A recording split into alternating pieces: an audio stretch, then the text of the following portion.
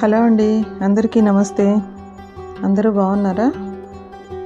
Welcome to Krishna భక్తి channel అండి. సుఖమహర్షి పరీక్షిత్ మహారాజుకు శ్రీకృష్ణ జనన విశేషములను ఈ విధంగా వివరిస్తున్నారు. ఓ పరీక్షిత్ మహారాజా, దేవకీదేవి అష్టమ గర్భం ధరించింది. శ్రీకృష్ణుని జనన కాలము ఆసన్నమైంది. అశ్విని మొదలగు నక్షత్రములు శాంతంగా సంచరిస్తున్నాయి. ఆ సమయంలో రోహిణి నక్షత్రం ఉంది. దిక్కులన్నీ ప్రశాంతంగా ఉన్నాయి. ఆకాశం నిర్మలంగా ఉంది. నక్షత్రములు దేదీప్యమానంగా ప్రకాశిస్తున్నాయి. భూమి మీద ఉన్న నగరములు, పల్లెటూర్లు, పల్లెలు అన్నీ వింత శోభను సంతరించుకున్నాయి. నదులు స్వచ్ఛమైన జలములతో నిండుగా ప్రశాంతంగా ప్రవహిస్తున్నాయి. అడవులలో, ఉద్యానవనములలో కోయిలలు మొదలగు పక్షులు శ్రావ్యంగా కూస్తున్నాయి. పుష్పముల మీది నుండి సుగంధమును మోసుకుంటూ వాయువు మెల్లమెల్లగా వీస్తూ ఉంది. బ్రాహ్మణుల ఇళ్లలో అగ్నిహోత్రములు ప్రజ్వరిల్లుతున్నాయి. దేవతలు దుందుబులు మోగిస్తున్నారు.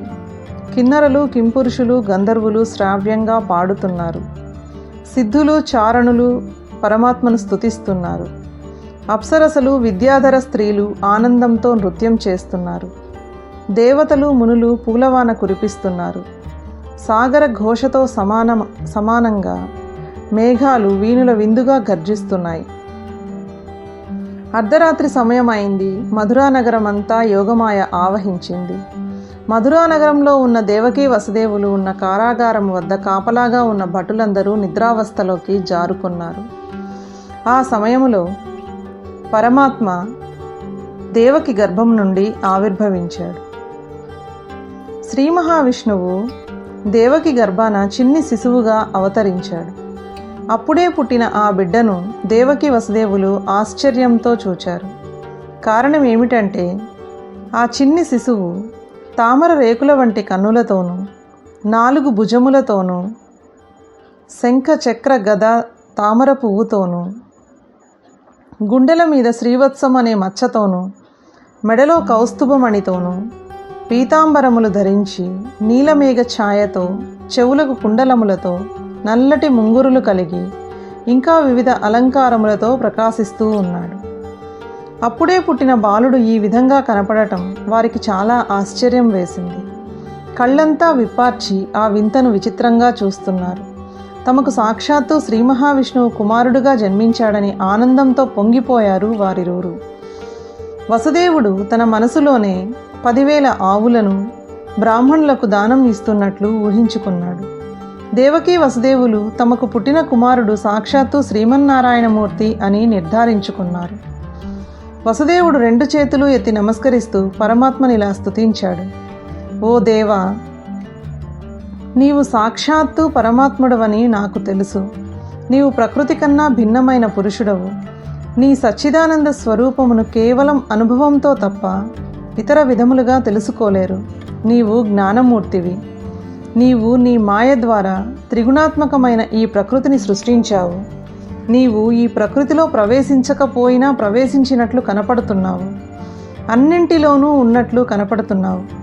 నిజానికి నీవు దేనిలోనూ లేవు. ఇది పరస్పర విరుద్ధ భావం. ఈ విరుద్ధ భావం ఆ పరమాత్మకే సాధ్యం. పరమాత్మ ఈ విశ్వమంతా నిండి ఉన్నాడు. విష్ణువు అంటే సర్వే సర్వత్రా వ్యాపించి ఉన్నాడు అని అర్థం. అటువంటప్పుడు ప్రకృతిలో ప్రవేశించకపోయినా ప్రవేశించినట్లు కనపడటం ఏమిటి? అణువణువునా వ్యాపించి ఉన్న పరమాత్మ ప్రకృతిలో ప్రవేశించడం, ప్రవేశించకపోవడం అంటూ ఉండదు. మహత్తత్వము, అహంకారము, పంచభూతములు, పంచతన్మాత్రలు మొదలగు మార్పు చెందని వాటితో మార్పు చెందే ఈ బ్రహ్మాండమును సృష్టించావు. తరువాత దానిలో ప్రవేశించినట్లు కనపడుతున్నావు. కానీ ఇవన్నీ బ్రహ్మాండ సృష్టికి ముందు నుండి ఉన్నాయి. అటువంటప్పుడు ఇవి క్రొత్తగా బ్రహ్మాండంలో ప్రవేశించడం సంభవం కాదు కదా. ఎందుకంటే మార్పు చెందని అహంకారము, మహత్తత్వము మొదలగు వాటితోనే ఈ బ్రహ్మాండము సృష్టించబడింది. ఉదాహరణకు, ఒక విత్తనం భూమిలో పాతి పెట్టామంటే అందులో నుండి మొక్క వచ్చింది, అది పెరిగింది, చెట్టయింది, వృక్షమైంది. విత్తనం మాయమైంది అంటే విత్తనం లేదని చెప్పలేము కదా. విత్తనం చెట్టుగా మారి విత్తనం కనిపించడం లేదు. మహత్తత్వము, అహంకారము మొదలగు వాటి నుండి ఈ బ్రహ్మాండం పుట్టింది. అవి సూక్ష్మ రూపంలో ఉన్నాయి. ప్రకృతి స్థూల రూపంలో ఉంటుంది. ఓ దేవా, నీవు ఇంద్రియముల చేతగాని నీ రూపములను పూజించడం చేతగాని తెలుసుకోబడవు. కేవలం కళ్ళతో నీ రూపం చూడగలమే కానీ నీ గురించి తెలుసుకోలేము. నీవు ఇంద్రియాలకు అగోచరంగా ఆత్మస్వరూపుడుగా వెలుగుతున్నావు. నీవు లోపల ఆత్మస్వరూపంగాను బయట కాలస్వరూపంగానూ ఉన్నావు. నీకు లోపల బయట అనే భేదం లేదు. లోపల ఉన్నావు, బయట ఉన్నావు. అట్టి నీవు ఈ దేవకి గర్భంలో ప్రవేశించడం, మాకు కుమారుడుగా జన్మించడం ఆశ్చర్యంగా ఉంది. దేహములు ఆత్మ కన్నా భిన్నమైనవి. కానీ మానవులు ఈ దేహములే శాశ్వతములు అనుకుంటూ ఉంటారు. రకరకాల పేర్లు పెట్టుకుంటూ ఉంటారు. అవి కలకాలం ఉంటాయి అనుకుంటూ ఉంటారు. ఇలా దేహమే శాశ్వతం అనుకునేవాళ్ళు నిజంగా మూర్ఖులు. నిజానికి ఈ దేహములు మనం సృష్టించుకున్నవే. ఈ దేహాలు రోజూ రాలిపోవడం చూస్తూనే ఉన్నాము. కానీ ఇవే శాశ్వతములు అనుకుంటూ ఉన్నాము.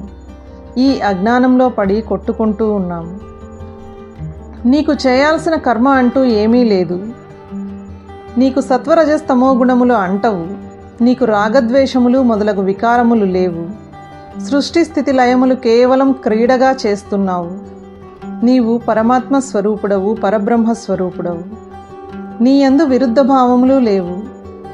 ఇక్కడ ఉంటావు, అక్కడ ఉంటావు, లోపల ఉంటావు, బయట ఉంటావు, అన్నింట్లో ఉంటావు, అన్నిట్లో ఉన్నట్లే ఉంటావు, దేనిలోనూ ఉండవు. అన్ని కార్యములు చేస్తున్నట్లు కనిపిస్తావు, ఏ కార్యమూ చేయవు. నీకు ఎవరి మీద దేని మీద ఆసక్తి లేదు. కానీ మానవులు నీవు బ్రహ్మగా సృష్టిస్తున్నావని, విష్ణువుగా పోషిస్తున్నావని, శివునిగా లయం చేస్తున్నావని, మానవుల సుఖదుఖములకు నీవే కారకుడవని అనుకుంటూ ఉంటారు. కానీ నీవు అన్నీ కేవలం సాక్షిభూతంగా చూస్తూ ఉంటావు అని వారికి తెలియదు. నీవు 3 గుణములకు అతీతుడవు. కానీ సృష్టి చేసేటప్పుడు రజోగుణమును, బ్రహ్మ రజోగుణ ప్రధానుడు. లయం చేసేటప్పుడు తమోగుణమును, శివుడు తమోగుణ ప్రధానుడు.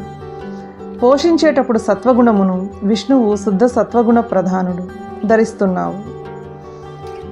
ఓ దేవదేవ, నీవు ఈ మానవలోకమును ఉద్ధరించడానికి మానవునిగా మా ఇంట్లో అవతరించావా? నీవు మా ఇంట్లో పుడుతున్నావని తెలిసి రాక్షస ప్రవృత్తి గల కంసుడు మాకు పుట్టిన కుమారులందరినీ సంహరించాడు. నీవు పుట్టావని తెలిసి నీ ఏడుపు విని రాజభటులు ఈ విషయం కంసునికి చెప్పి ఉంటారు. ఈ పాటికి కంసుడు ఖడ్గము చేతిలో ధరించి నిన్ను చంపడానికి వస్తూ ఉంటాడు. ఏం చేయాలో ఏమిటో అని కంసుడు తనలో తాను అని వసుదేవుడు తనలో తాను అనుకుంటూ ఉంటే, దేవకీదేవి చతుర్భుజుడు పీతాంబరధారి అయిన విష్ణు స్వరూపమును చూచి తనలో తాను ఇలా అనుకుంది. దేవతలందరూ నిన్ను జగత్కారకుడని, బ్రహ్మస్వరూపుడవని, జ్యోతిస్వరూపుడవని, మాయారహితుడవని, ఏ ఆకారము లేనివాడివని, ఈ అనంత విశ్వంలో నీవు తప్ప ఇంకా ఏమీ లేదని వర్ణిస్తూ ఉంటారు.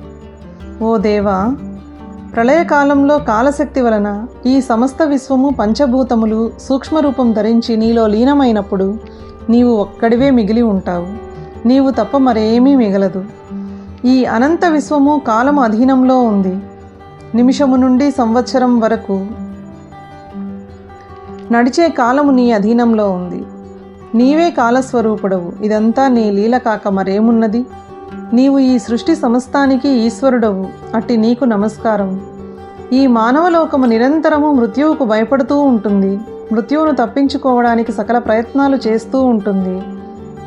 బ్రహ్మ మొదలగు దేవతలందరూ దేవతలను ఆశ్రయిస్తారు. కానీ మృత్యుభయం మాత్రం మానవలోకమును వదిలిపెట్టదు. కానీ నీ పాదపద్మములను ఆశ్రయించిన నీ భక్తులకు మృత్యువు అంటే ఏ మాత్రమూ భయం ఉండదు. వారిని చూచి మృత్యువు దూరంగా పరిగెట్టిపోతుంది. ఎందుకంటే నీవు నీ భక్తుల యొక్క మృత్యుభయాన్ని దూరం చేస్తావు. అటువంటి నీవు మా అందరినీ ఈ దుర్మార్గుడైన కంసుని బారి నుండి రక్షించు. నీవు చతుర్భుజములతో పీతాంబరధారివై మాకు కనిపిస్తున్నావు. ఈ రూపమును నీవు ఇతరులకు చూపవద్దు. వారిని అవిద్య అజ్ఞానము ఆవహించి ఉంది. వారు నిన్ను చూడటానికి అర్హులు కారు. ముఖ్యంగా కంసుడు నిన్ను చూస్తే ఊరుకోడు, నిన్ను చంపేస్తాడు. నీ గురించే నా భయం అంతా. నువ్వు పుట్టావని కంసునికి తెలియకపోతే వాడు ఇక్కడికి రాడు, నిన్ను చంపడు. నిన్ను ఈ రూపంలో చూస్తే ఈ భటులు వెళ్ళి కంసునికి ఈ వార్త చెబుతారు. కాబట్టి వెంటనే నీ విష్ణు రూపమును ఉపసంహరించు, మామూలు చిన్ని బాలునిగా మారిపో. అయినా నాకు ఒక అనుమానము. ఈ చరాచర బ్రహ్మాండములన్నీ నీలోనే ఉన్నాయి కదా, నీవే విరాట్ స్వరూపుడవు కదా. అటువంటి నీవు ఇంతకాలం నా కడుపులో ఎలా ఉండగలిగావు? ఒక సామాన్య మానవకాంతకు నిన్ను భరించడం సంభవమా? ఏమో, నాకు మాత్రం అత్యంత ఆశ్చర్యకరంగా ఉంది. ఇది తలుచుకుంటేనే ఆనందం కలుగుతూ ఉంది అని దేవకీదేవి పరమాత్మను స్తుతించింది.